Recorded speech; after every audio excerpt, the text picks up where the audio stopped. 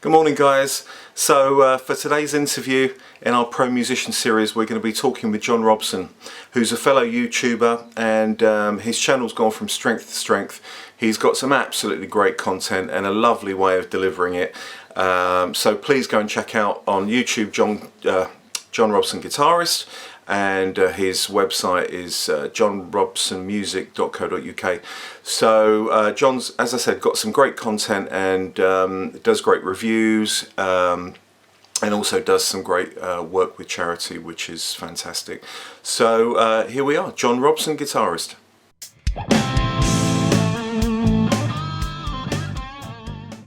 So good morning, John Robson. Good morning, Andy. How are you? I'm very well, my friend. Very well. Very nice to talk to you in person. As I said, just off camera, I really love your channel. I look forward to your content when it comes out, and I think you've really hit a rich vein of content that people really love. But you know that from your subscriber list going up, sort of. Thank you. Yeah, I mean it's small fry at the moment. The first milestone I had in my sights was 10,000, and we've kind of got past that, so now I can legitimately say that anything beyond this, I've got tens of thousands of subscribers. So so I'll keep you posted. Exactly. And I had a little chuckle because I was looking at your bio on your website, and you said that you started playing on your Amstrad Music Centre, and that's exactly what I started doing in my Sanyo Music Centre, putting records on and playing along to them. Yep. It was. I saw an interview with Mark Knopfler. And he badgered his father for an electric guitar, and finally got like this Hofner Strat copy, and then didn't have the nerve to say, well, actually, I need an amplifier to go with it. Right. So that was a bit like me. I kind of got I got an electric guitar, and then okay, well, how do I make it loud? Oh, there's a socket there on the tape deck. Let's plug it into that, see what happens. Yeah. Perfect. That's exactly what I did. And then I discovered this Vox tone bender. Oh yes, yeah. Which just threw the sustain into the stratosphere. I think I blew the speakers eventually, but you know, it sounded great. And what sort of music were you listening to right at the beginning, John? What were you playing along to? Well, I mean, going back even earlier than that, my earliest memories are musical. I was quite ill as a very young child. I mean, preschool, and the only thing that my parents could do to kind of pacify me was put records on. And we had the old Dansette record player, the mono thing with a carrying handle on the side, if you remember those. Right. And it was all Chuck Berry and Bill Haley and Glenn Miller and all that sort of stuff, and that just seeped in from an early age. And then in the late 70s, when I started playing, there was I think the reason I started playing was because there was a big kind of rock and roll revival, like the Darts and Shiwadwad, the Stray Cats and all that sort of stuff. And every week on Top of the Pops, when I used to watch it, you could see some really good rockabilly and rock and roll guitar players. Fair enough, they were only miming, but you didn't care about that when you were 10 years old.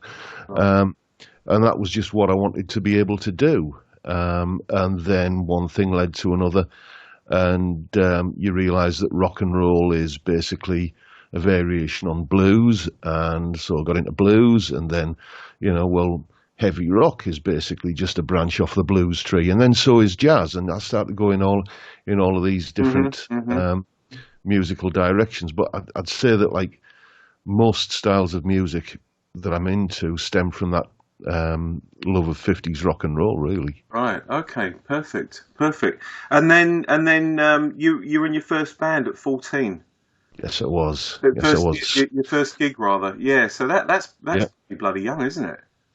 Well, I've always been tall for my height, so I was always able to, I was getting served in pubs from like 14, 15, So, you know, Sorry, I say brilliant. I shouldn't say that really. Naughty no, of you, John. Naughty. yeah, don't do that, children, please. No. Official disclaimer. Makes your hair fall out. Yes. Yeah. Uh, I'm with you on that. so yeah, it was just a school band, and we had a music teacher at our school who was in a band as well. And how it came about was we started.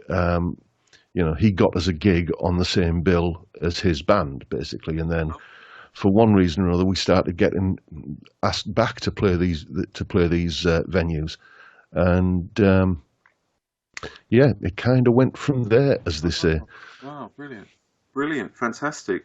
And then you had a sort of a career. You were in the Navy, and then with another company. But I take it that the music was always your common theme. Well, I wasn't in the Navy. I trained to be a merchant Navy radio officer, and which is all basically. I was learning about the cutting edge of 1980s telecommunications, right? Which is, I was learning about fax machines when they were still called facsimile machines, the one thing that let me down with that though was that. Morse code, I was absolutely rubbish at it, and you still had to be able to do Morse code in those days. So I kind of got all the electronics and telecoms qualifications, and went off to work as a lab rat for an electronics company. Okay. But I was still gigging by night, and by this time I was playing in the infamous Northeast club circuit. Right. Playing whatever was in the top 40 at the time, it was all that sort of pop rock, kind of the 80s from the 80s hangover sort of stuff, the fag end of the Bon Jovi and Def Leppard and all that sort of stuff. And then there was a recession in the early 90s, and I got laid off from that job, and basically, I was still earning enough to live on from the band, and only just, but it was still enough to get by. And then I just put an advert in the local paper saying guitar lessons, and I thought that'll tide me over till another job comes along. And here I am. That was 91. Here we are in 2019. So that's 28 years later. Wow, good for you. Good for you. Thank you. That's incredible.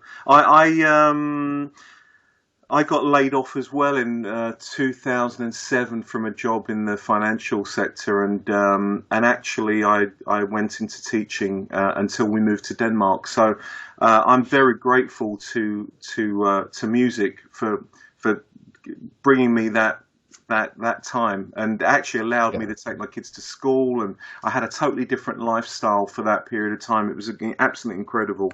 So but I can tell you're a patient man as well, which is something that you need when you teach, right? The thing is that every time I have somebody having a lesson and they're struggling with an F chord, because we all did it, we all struggled getting that first bar chord shape. The memory of kind of how hard it was for me comes back to me, and it's very easy to get blasé and think, well, okay, well, you just do it, don't you? It's just like that. But it's for some reason that memory of how much I struggled with it comes back to me. I've got patience with anybody who's making the effort, but I have had to have a conversation. Probably 28 years we said. Probably I can count on the fingers of one hand the number of times I've had to say to somebody, well, perhaps you need to think about how motivated you are to do this. Right. In the politest possible terms, but it's just you've got to be, because it's and it's very easy to I get a few students of mine who've been to other guitar teachers, and a complaint that I often get is that he used to really give me a hard time. Well, Yeah, but you've got a life to live, haven't you? Yeah. You've got, you've got a job to go to. You've got, family, and you've got this. It's a hobby. Yeah. It should be fun. Yeah. Yeah. Absolutely. Absolutely. But so let's move on to YouTube, John, because that's obviously where I know you from. What was the decision to go on YouTube? When did you start becoming a YouTuber? 2008, I started putting videos up. It was in the days when you didn't have a YouTube channel, you had a YouTube account. Right. And I'd been aware of it for a couple of years because, in the early days it was funny cat videos and that. Well, it still is to a large extent, isn't it? But, yeah, exactly. But I thought it was when I got my first webcam, and I thought, let's try doing a few things. And it was originally it was just me doing my version of a Gary Moore tune, or something like that, or very, very early attempts at doing online tuition. And I look back at those videos now and I think, my God, it sounds like somebody from like the 1930s BBC. Hello and welcome to John Robson Guitar Tuition. Kind of, very stiff and very formal. But it's like anything. You learn and you get better at it. And the bizarre thing is, if we're going to talk about this, up until January 2018, I had about 500 subscribers. After like 10 years, because I wasn't really taking it seriously, and it was just something I would do as a hobby. It was just like having a little window box that I used to look after every now and again. Yeah, sure. Then I did this one video that just went absolutely mental. It was called "The Strat That Fender Won't Let You Own," and it was a light-hearted, sarcastic kind of commentary on the fact that if I had to have my perfect Stratocaster, it would be 22 frets, vintage style bridge, vintage style headstock, humbucker single, sunburst, and a tortoiseshell scratch plate. Now, I don't think that's an outlandish list of requirements for a Strat. Not at all. And the point I was making is you can pay, just for an off-the-shelf Strat, not talking about custom shop, just for an off-the-shelf Strat, you can pay getting on for $2,000 for one. Yeah. If I'm paying $2,000 for a guitar, I want it to be my perfect guitar. I don't want to have to think, well, okay, I need to buy it and then swap this and do that. And it was sort of a sarcastic, light-hearted, tongue-in-cheek kind of video. But a lot of people took it seriously. Oh. And a lot of people were very, very, very angry with me about that video. But you know what? Yeah, I went from, and it was getting close to the getting under the wire for monetization, because YouTube put that limit in, where you had to have more than 1,000 subscribers. Yeah. And bear in mind, it took me 10 years to get 500 subscribers, and then suddenly in about a week I went from 500 to 1,000 and got in under the wire. Wow. And suddenly I've got a monetized channel, so I thought, I better start taking this seriously now. So that's how that kind of happened, really. Now, funnily enough, you mentioned about that perfect guitar. Mm-hmm. This is my guy. This is a Fender Jap. It's got a Floyd Rose humbucker, single coil. I've swapped out the single coil on the neck for a humbucker. But actually, I could have done with a vintage style tremolo, because I don't really do much dive bombing, just for effect. So, yeah, I had to sort of really heavily modify that to get what I wanted. You're quite right. I wouldn't have taken it seriously at all. I would have bloody agreed with you. I'll have to check out that video and find it. But it's the quality of the videos is one of the things I did once I started getting a lot of views. Is I got a decent video camera, which I'm not speaking to you on now, because unfortunately it doesn't like my computer and won't work as a webcam. So I'm still on for the Skype stuff, I'm still on the ratty little Microsoft live cam thing that I've got here. Got the same one, yeah. So I was still making YouTube videos with that at the time. So the quality isn't great, but yeah, it's. I mean, I've learned that if you want lots of views, you've got to put up with people shouting at you and disagreeing with you and getting angry with you. But you know, what the hell, sticks and stones. Yeah. I've got another one of those coming up actually. I haven't talked about it at all in any video up to this point, but you know, when you've got a gas bill to pay and you want a few more views to get some money, it helps to make a controversial video. So I'm going to do one about the whole Tonewood thing.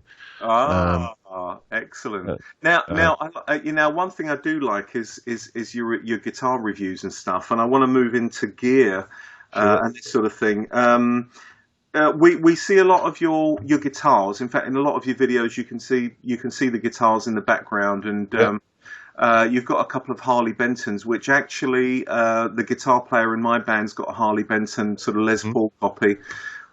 I've got to say, great value for money, and they do the job. You know, they do. I mean, I've seen sort of both sides of the fence. Like a lot of guitarists, I started off with something cheap and then worked my way up the ladder. Yeah. And going back to about 2008, I had a PRS Santana and a custom shop Strat hanging on the wall, amongst other things. Wow. And then the world fell out of the financial, the bottom fell out of the world financial system, and suddenly a lot of people, including me, found themselves not quite as well off as they thought they were. Right. So I had to sell the guitars. Oh, sorry to hear that. And well, yeah, but they're only things, aren't they? They're only objects. I know. And then, you know, so I started having to buy cheap guitars again, and I started off the first sort of cheap guitar that my first kind of plummet back down the ladder again. I got one of those JHS vintage Strat copies, you know, the Trev Wilkinson design things. Yeah. And at the time, the custom shop Strat was still kind of hanging around. It hadn't quite gone yet. And there was very, very little difference between them. You know, I'm thinking, okay, it was an ex-display model, this vintage V6 it was. Right. It was an ex-display model, so I got it a bit cheap as a slight second, B stock, if you like. Right. And, you know, it was about 120 quid I paid for it, and I've got this, you know, this custom shop Fender there, and I'm thinking, well, dear me, this is a bit. Can you hear the dog barking?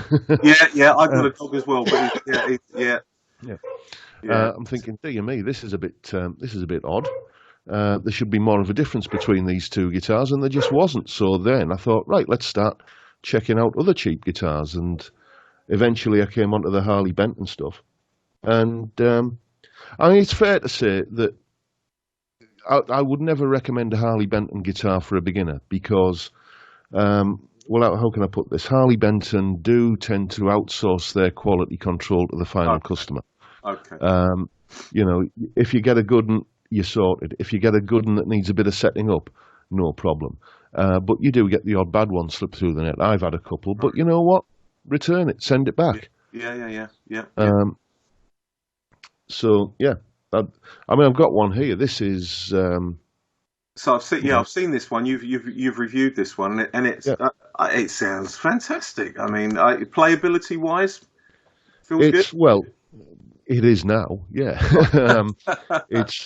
it's had a fret dress, which, you know, people tend to think, oh my dear me, that's a big job. No, it isn't. You know, and if now you can get a decent guitar for like 150 quid or something. Right. You know, why not use that to teach yourself a few basic lute theory skills? And if you ruin it, well, it's not like ruining an 800 quid Fender, is it? Yeah. But the thing is, what I've found out is that I look at it this way: I'll have a go and I'll have a go at any kind of guitar maintenance and try and teach myself. There's plenty of information out there. And let's say the guitar needs a fret dress. Okay. And let's say I made an absolute pig's ear of it. Well, then what's the worst I've got to do? I've got to put it into a lute to the local luthier guitar tech guy for a fret dress, who's still going to charge me the same he would have charged me if I took it to him in the first place. Do you know what I'm saying? So you're unlikely to make it drastically bad. Oh, that's certainly been my experience anyway. And as I said, they're so cheap that, you know, even if you do make a complete dog's dinner of it, then what have you lost? Yeah, absolutely. I tend to, I don't know about you, but I had a lot. Oh, what a lovely. Oh, hello. Oh, I'm a big See dog. you later, love. Go on, Yutch. Oh, bless. He wants to hang out with Dad. Yeah, that's the missus. She's just off She's off work this week, so she's just off out to meet up with her mum for girl time. Ah, okay. With my gear, I sort of I've often found that students, when I was teaching, students would come and they'd bring maybe one of these cheaper type 3/4 length guitars. Yeah. You know, and the action would be a bit high. And I got so good at it, within about 5 minutes, that while they were playing one of my guitars, I could do a quick adjustment on the intonation, a quick height adjustment, adjust the truss rod, and suddenly it was a playable guitar. Okay, the pickups are the pickups, but I think you're quite right. I think it's definitely worth trying to do your own maintenance, and also if you're a guitar teacher, I think it's good to be able to teach your students a little bit about that sort of thing, you know. So what do you swap out pickups as well, John, or do you keep things stock? No, I'll do whatever needs doing. I just love tinkering. You know, I mean, the latest skill that I've just found that I've got and didn't know was the pickups in this were a bit muddy sounding when it turned up. Because being I think 120 quid guitar, it had ceramic pickups, ceramic magnets in it. Which, I'm not saying ceramic magnets are bad. I'm just saying that I prefer Alnico. Okay? So, have you ever tried swapping out the pickups on this style of guitar? The wiring goes into the body, doesn't it? And then you've got to do it all. It's like keyhole surgery through the F holes and, you know, through the pickup routes. It is, it's a flipping fiddly job. So what I did was, I thought, well, why don't I just swap the magnets? So I did. You know, it's a surprisingly easy mod. It took me about 20 minutes. Wow. Here's the proof. Here are the magnets that came out. There you go, a pair of ceramic magnets, and just it's so. I mean, you got to be careful. It's not foolproof. You can, if you go at it like a bull in a china shop, you can ruin your pickup. But as long as you're aware that if you go at it like a bull in a china shop, you can ruin your pickup. You're careful and you take pains not to disturb the wiring. But now it's got the benchmark that I always have for a good humbucker sound is is Dickie Betts' tone on the Allman Brothers Live at the Fillmore album. Right. For me, that's just the holy grail of how a mahogany and humbucker guitar should sound, and that's what I'm always striving for. I'm not saying it sounds as good as that now, but I'm saying it's a little bit closer. So but I'm just trying to think, John. I've got a pickup here with a on the back of the pickup. I mean, how do you get into it? Do you have to unscrew the back plate off? Let me see if I can find a pickup. I've got a drawer full of junk here. Oh, here we go. I'm interested to sort of know how you would do that. Right, what you do is obviously you take it out of the mounting ring, and you got these 4 screws here in each corner. You slacken those off. You have to take the tape off from around the outside as well, obviously. Right. And then what you've got is between this base plate and the bobbin, Right. you've got just a little gap where the magnet is in there. Right. And I used a lollipop stick just to kind of gently poke it out. Right. And yes, it's sealed in there with wax, but you break that wax seal, and you can ease that pickup out and put the new one in. Ease that magnet out and put the old one in. And I've not tried this guitar at ridiculously high volume. Right. Well, I've had it fairly loud, but I've not had it at stupidly high volume. So I don't know how sensitive to feedback it's going to be now. But bear in mind that a lot of the old 50s PAFs weren't wax potted at all. No, so that's right. That's right. And do you have to be careful which way the magnet goes in? Because I mean, there's back to front and sideways as well. Yeah, Isn't there? yeah. What I did was I thought, well, okay, the end of the magnet that's poking out, I find which end of the new magnet is attracted to that. So I know that that's like the opposite pole of the magnet. Yeah. Yeah. So I know that end has to go in first, if you see what I mean. Yeah. Got you. And the thing is, even if you do put one in, if you put them both in the wrong way around, it's not going to make any difference. If you put one in the wrong way around, it'll make no difference on that individual pickup. But on the in-between position, you'll get that famous Gary Moore, Peter Green out of phase sound, which is how that pickup how that guitar got that sound. Yeah. Oh, that's an interesting mod then, isn't it? I mean, that could be something that somebody might want to go for. To get that tone. Oh, that's fascinating. Now, tell me a little bit more about, because I know you auction guitars for Zoe's Place, which is a children's charity, and I think that's just an awesome thing to do, John. Oh, thank you. How did that come about? Well, Zoe's Place, the charity, is the big fish in the little pond in this part of the world. If anybody does anything for charity round here, if it's sitting in a bath full of baked beans, which some people seem to, that's a big thing for charity. I've never understood that. It's usually anything like that, or a sponsored bungee jump or anything. It's always for Zoe's Place in this part of the world. So that was the natural charity to choose. Why did I want to do something for charity? Well, I noticed once the videos started getting some traction, that the ones that were getting the most views and earning me the most money were the ones that were gear reviews. Right. So I thought, okay, I need lots of new gear coming through. Right.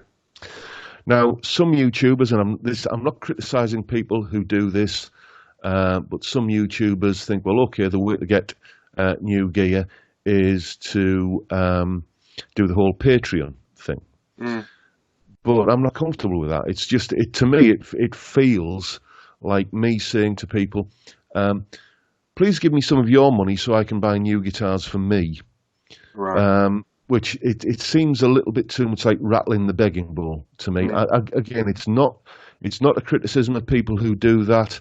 It's just what I'm comfortable with and what I'm not comfortable with. Sure. So I thought, well, why don't I set up a GoFundMe and use the money to buy guitars.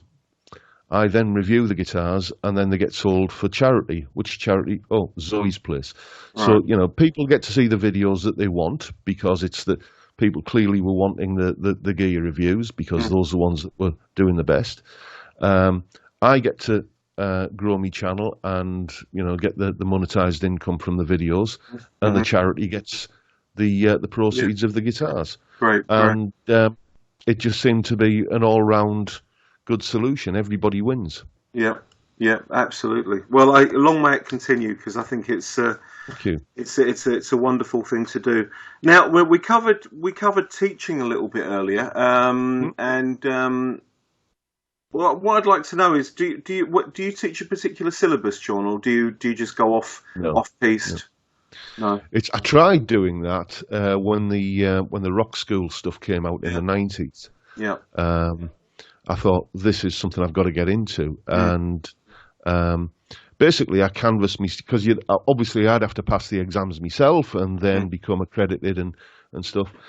And I did what you'd laughingly call market research. Basically, I canvassed students and prospective students. I went round to gigs, sort of places where I'd be handing out my flyers, basically, and saying, would you be interested in taking to prospective students? What would you be looking for from guitar lessons? Do you want like certificates and exams or stuff like that, or do you want something that's a little bit more organic and sort of tailored to you? And it was overwhelmingly the latter. So that's what I've always done, and that's what I've kept doing. Right. I mean, I have the same basic subjects that I teach to everybody. I mean, that once you get past the beginner level, let's say once you get past how to play bar chords. Then it's a case of, okay, so are you interested in playing lead guitar? Yes, okay, let's look at the pentatonic scale, and then we'll develop that onto modes and so on and so on. If they're not interested in playing lead guitar, if somebody's just wanting to be able to strum chords, for the after the pub sing-along, then they're not interested in learning about scales and intervals and stuff like that. Right. So then what the route I tend to go down there is, well, how do you learn the songs? Well, I get them off the internet. Okay, so how do you know that's right? Oh, well, sometimes they aren't. Yeah. Okay, well, would you be interested in learning how to figure songs out by ear for yourself? Too, right, I would. So that's the route that we go down. And with all of these things, I always, it's a lot of the time, it's theory in disguise, teaching people music theory without them realizing that they're becoming a theory boffin, basically. Yeah, absolutely. It's just the stuff that's going to be of practical use to them. Yeah, absolutely. So do you actually read music, John? Badly. Yeah, me too. Me too, I'm afraid. Yeah. Badly. I read rhythm notation, and I suppose, like a lot of people, if you get a Guitar Pro tab, then what you do is you read the tab to tell you what the notes are, and you read the rhythm notation to tell you the phrasing. Yeah, absolutely, and that works well for me as well. Yeah, it's funny, this whole reading music and not reading music thing. It's I quickly, when I started playing guitar, sort of the same time as you, I just wanted to learn how to play songs, and then I got to the point where I was probably, to bring my music reading up to the level that I was at, it would have required a lot of work, and then girls happened and cars and it was just a no go. But I did go down the rock school route when I taught. And actually, the one, and I went and did the exams because I thought I can't teach it without doing the exams. But the big thing for me was with children, keeping them on track and having material that we could. It wasn't for everybody, but actually for the students that were 16, 17, they get UCAS points, I think, on the rock school thing. So it can help. So one or two, I can't say all of them, but one or two got some UCAS points. So, but I'm with you. I mean, a lot of students, it was just, what do you want to know? Where do you want to go? Let's get you there. And a book wasn't going to do it for a lot of people. It's like, I remember I learned from a course. I learned partially from a course. You look like you're a chap of a similar vintage to me, so you'll maybe remember the Russ Shipton Complete Guitar Player series of books. Yeah, absolutely. And, this was the late 70s, early 80s, and you were learning songs by Donovan. And like, who the hell is Donovan? It's like, so it was pretty soon I started kind of augmenting what I was doing there, and discovering that you could play loads of little riffs and licks with that shape of notes there.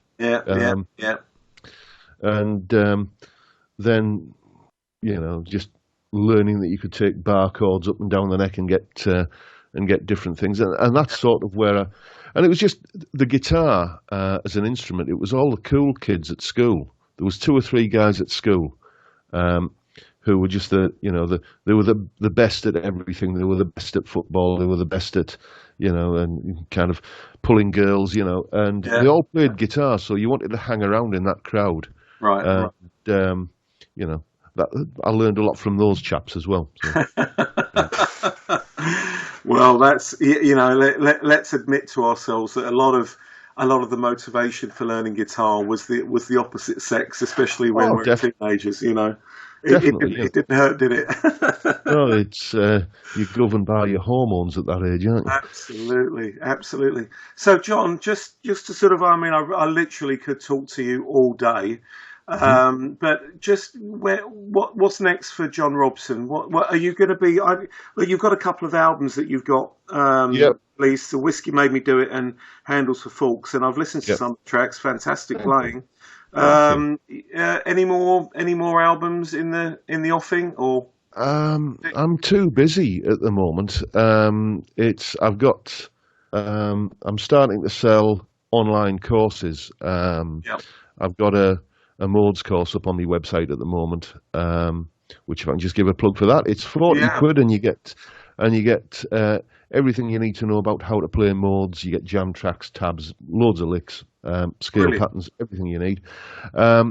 And they can find this at johnrobsonmusic.co. johnrobsonmusic.co.uk. There's a lessons page there with that up on there. All right. So I'm looking at I've just finished redoing that course to get it up on Udemy, which is they have their own particular requirements about how they want the stuff formatted. So that's that. Then I'm going to be doing other things like that because it's it pays the bills. I would like to get another album done at some point because I've got gazillions of musical ideas. I've got this one little song idea that's been bouncing around in my head for it's like you get a piece of music that's kind of there, and you need to do something with it because it drives you mental if you don't do anything. So I've got at least one idea like that, and usually when I start recording and writing, then the next idea suggests itself, and so on and so on. Right. But just the amount of time it takes to do that, it means that I would have to take time off from doing the tuition thing, which is, as I say at the moment, what's paying the bills. So. Yeah, absolutely. Well, I'm sure I hope you do find the time for it, John. I think you're a great communicator, and I think people, especially me, I like what you're doing, and long may it continue, John. Thank you so much. Like I said, it's been a pleasure talking with you, John. I literally could talk to you all day, but I would love to. Perhaps we can do something again in the future, and something a bit more detailed. And just give me a shout. Yeah, we will. Have a most marvellous day, and this will probably be released next Monday, just so you know, John. That's fine by me. Yep. Yeah, great stuff. Perfect. Well, look, have a lovely day, John. Lovely speaking with you, and likewise, Andy. I hope we get the chance to do this again sometime. I'm sure we will. Have a great day, mate, and I'll see you next time. Yeah, for sure. Thanks very much, John. Cheers then. Bye-bye. Bye.